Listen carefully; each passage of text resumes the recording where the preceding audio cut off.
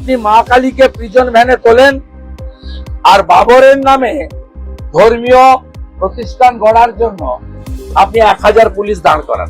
বাংলাদেশের যুবক দীপু দাসের ঘটনার জেরে জ্বলছে বাংলাদেশ। বাংলাদেশের ইসলামিক চরমপন্থীদের নিশানায় হিন্দুরা।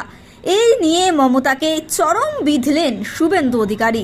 দীপু দাসের ঘটনার ব্যাপারে মুখ্যমন্ত্রীর কোনো মন্তব্য নেই কেন? কেন তিনি কোনো বক্তব্য রাখলেন না? হিন্দু বলে কিসে? এই নিয়ে সুর চড়ালেন শুভেন্দু অধিকারী। তিনি আরো কি জানাচ্ছেন শোনাবো।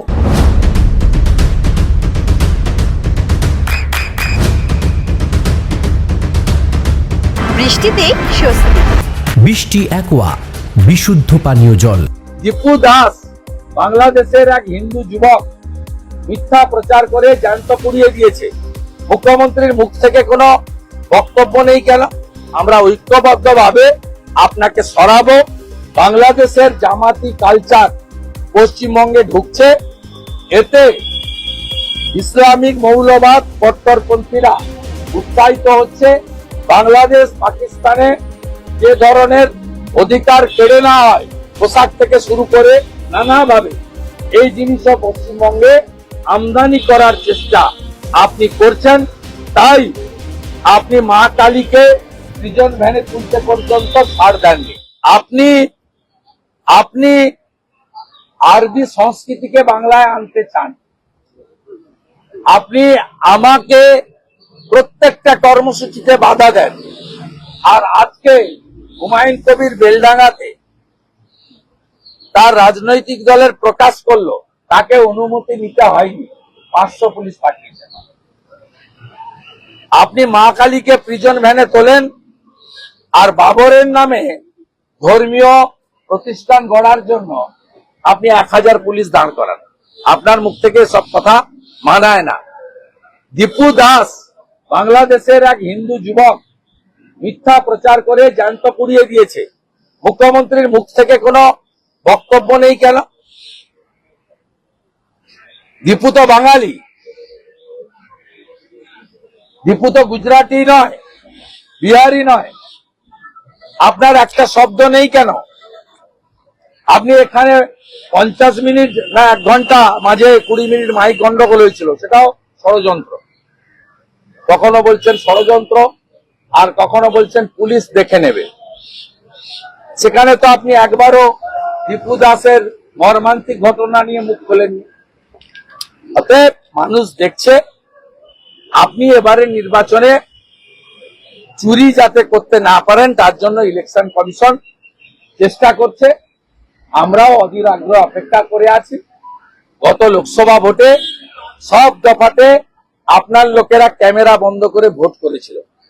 আমার অনেক দিন ডিউ আছে, তথ্য প্রমাণটা সামনে আনা, সেটা আমি আপনাদের নতুন বছরের প্রথম সপ্তাহে দিয়ে দেব।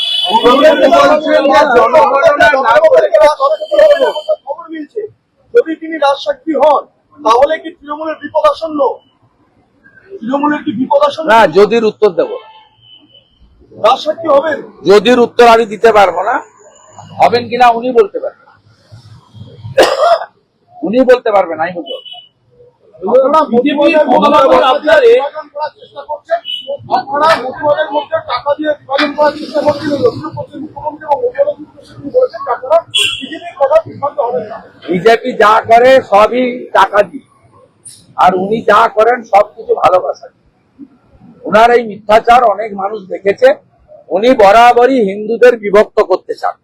উনি পাহাড়ে 11টা বোর্ড বানিয়েছেন নেপালিদের ভাগ করার জন্য, Bhutia board, Lepcha board, Tamang board. উনি নমশূদ্র বোর্ড বানিয়ে মুকুল বৈরাগীকে দিয়ে নমশূদ্রদের বিভাজন করতে চেয়েছেন। উনি বংশীবর্ধন বর্মনকে দিয়ে ওখানে রাজবংশীদেরকে, সেখানে আবার একটা রাজবংশী বোর্ড বানানো, আবার কাকে বসিয়েছেন নতুন, এখন বংশীবাবু খারাপ হয়ে গেছে হয়তো। এইভাবে আপনি নানা জায়গায় হিন্দুদের ভাষার নামে, জাতের নামে ভাগ করতে চান। অথচ আপনি কখনো উর্দু স্পিকিং মুসলিম বলেন না, বাংলাভাষী মুসলিম বলেন না। তাদেরকে বলেন আপনারা মাইনরিটি, আপনারা মুসলিম, আপনারা সংখ্যালঘু। আর আমাদেরকে বলেন তুমি হিন্দিতে কথা বলো, তুমি বাঙালি নও, তুমি অসমিয়ায় কথা বলো, তুমি বাঙালি নও, তুমি গুজরাটি, তুমি বাহারি, বাইরের লোক। সব সময় সনাতনীদেরকে ভাষার নামে বিভক্ত করা, ব্রাহ্মণ, ক্ষত্রিয়, বৈশ্য, শূদ্র তার নামে বিভক্ত করা, এবং তফসিলি জাতি, তফসিলি উপজাতি তাদের মধ্যেও নানা ধরনের বোর্ড ইত্যাদি করে তাদেরকে বিভক্ত করা। কোথায় কোথায় বোর্ড বানানো, যে বোর্ডের না আছে অর্থ, না আছে কাজ করা। সম্প্রতি বাউরি বোর্ড করেছেন, আরো বোর্ড হয়তো করবেন। কুর্মী বোর্ড আগে করেছিলেন, কুর্মীদের কি হয়েছে? আপনি বরাবরই যারা রাষ্ট্রবাদী, যারা সনাতনী তাদের বিভক্ত করতে চান ভাষার নামে, জাতের নামে। সেই জন্য এবারে আওয়াজ উঠেছে বাটনা মত, বাটেঙ্গে তো কাটেঙ্গে। এবারে কেউ বিভক্ত হবে না, ভাষার নামে, জাতের নামে আপনি বিভক্ত করতে পারবেন না। রামকৃষ্ণ মিশন, ভারত সেবাশ্রম, ইসকন, ঠাকুর অনুকূল চন্দ্র, ভিন্ন ভিন্ন পথ মত থাকলেও আমরা সবাই at the end of the day ভারতীয় এবং বৃহত্তর সনাতনী গোষ্ঠীর অংশ। আমরা ঐক্যবদ্ধভাবে আপনাকে সরাবো। বাংলাদেশের জামাতি কালচার পশ্চিমবঙ্গে ঢুকছে, এতে ইসলামিক মৌলবাদ কট্টরপন্থীরা উৎসাহিত হচ্ছে এবং বিশেষ করে মুসলিম দিদিরা, বোনেরা, কন্যারা তাদেরকে যে ধরনের বাংলাদেশ পাকিস্তানে যে ধরনের অধিকার কেড়ে নেওয়া হয়, পোশাক থেকে শুরু করে নানাভাবে, এই জিনিসও পশ্চিমবঙ্গে আমদানি করার চেষ্টা আপনি করছেন। তাই আপনি মা কালীকে প্রিজন ভ্যানে তুলতে পর্যন্ত ছাড় দেননি। English medium school JRS public school প্রায় 35 বিঘা জমির ওপর গড়ে উঠেছে বিশাল ক্যাম্পাস। নার্সারি থেকে শুরু করে উচ্চ মাধ্যমিক, ITI college, law college, BEd college ভর্তি চলছে জেআরএস পাবলিক। ব্যালকনি বা সিঁড়ির রেলিং, মডিউলার কিচেন বা ড্রয়িং রুম, এক কথায় আপনার স্বপ্নের বাড়িকে করে তুলুন আরো সুন্দর। Chakdah ply centre, gorgeous look বা কোয়ালিটি সবে 3 number 1 Chakdah ply centre. Chakdah ply centre, KBM, Chakdah, Nadia. আপনি কোথায় ইনভেস্ট করবেন, কেন করবেন, বুঝতে পারছেন না তো? সঠিক গাইডলাইন পেতে আজই আসুন নদিয়ার চাকদাতে নিবেদিতা প্রাইভেট লিমিটেডে। Nivedita private limited, marketing and distribution service. Chakdah aluminium centre, ply, কাঁচ, laminates, kitchen fittings, door lock, window ও অ্যালুমিনিয়ামের খুচরো ও পাইকারি বিক্রেতা। চাকদা অ্যালুমিনিয়াম সেন্টার, পূর্বলালপুর 50 নম্বর রেলগেটের পাশে, চাকদা, নদিয়া। হোমওয়ার্কটা করেছো? হ্যাঁ স্যার।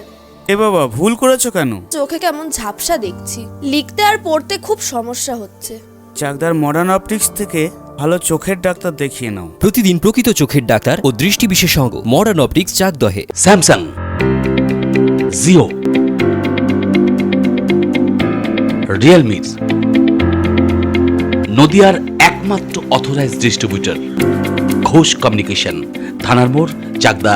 ভাবছেন 3 স্টার ক্যাটাগরিতে কাটাবে? রুম রে মাত্র 1500 টাকা থেকে স্টার, খাওয়া দাওয়া রিজনেবল প্রাইস। নদিয়ার একমাত্র 3 স্টার ক্যাটাগরি হোটেল এনবি সোনার বাংলা হোটেল, কল্যাণী এইমসের ঠিক উল্টো দিকে, কল্যাণী, নদিয়া। নদিয়া জেলার সবথেকে বড় বিল্ডার্স চাকদার মা মনসা বিল্ডার্স, রড ও সিমেন্টের পাইকারি ও খুচরো বিক্রেতা। মা মনসা বিল্ডার্স, পদ্মবিলা, চাকদা, নদিয়া। রড কেনাকাটায় থাকছে ডিসকাউন্ট অফার। মা মনসা বিল্ডার্স,